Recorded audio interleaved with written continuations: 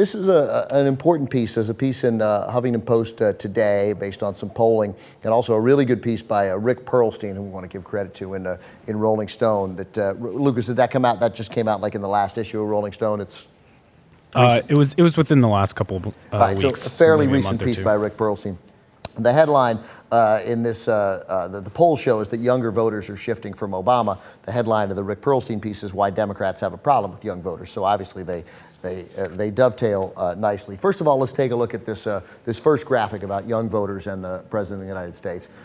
Back in 2008, Barack Obama beat John McCain by 30 points. He beat him 66-32 in 2008 among younger voters. Obviously a huge part in Obama's win, particularly a huge part in his win in Nevada and North Carolina, two states where there was a really significant movement and a really significant effort to organize and register young voters. All right, let's move on to the second graphic there. This is a poll out now this year, a Harvard poll, so you know it's smart because it's Harvard.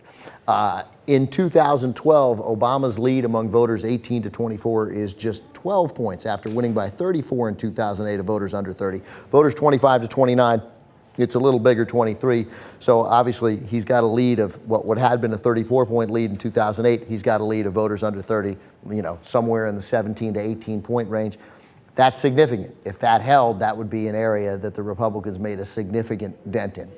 It is hard for me to imagine a voter 18 to 24 getting really excited about voting for Mitt Romney, but there's some interesting things about the way of thinking for young voters that it doesn't translate for me, a guy born in 1967. So let's take a look at the third graphic. Again, this is a Gallup poll of, again, young voters, and it's people, I guess, it's just called young voters, let's presume under 30, and people with no party affiliation now are at 40%, that's up down 36% in 2002, 33% in 1988, part of a trend of young people, again, feeling like there is no value, there is nothing to saying, hey, I'm part of the Democratic Party, that's what matters. This means something. It means something to be a Democrat. Democrats have taken for granted that as the demographics of the country change, as the country gets younger, that they will benefit from that. But there are certain indications that that's not at all what's happening. We don't have a graphic on this, but this is very telling.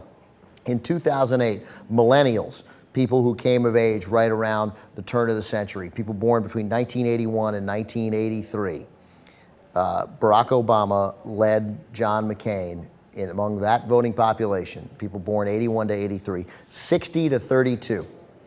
60 to 32 in 2008. That lead, and this is, I think, perhaps the most disturbing statistic of all that we're going to bring you in this, he now leads 47 to 43 in that group.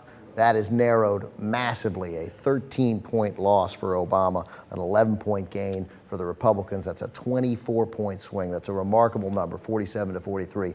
Among millennials, they just don't feel the same way.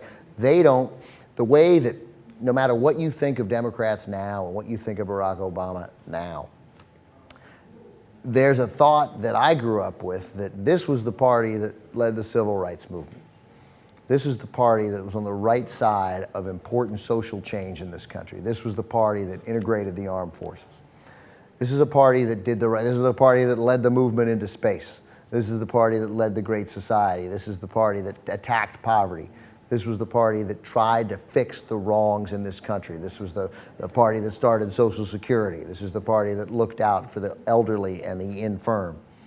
But if you're born in 1979, 1980, 1981, I don't know. I can't make the, Rick Perlstein points this out, and I can't make the argument that we've shown since then that that's who this party is.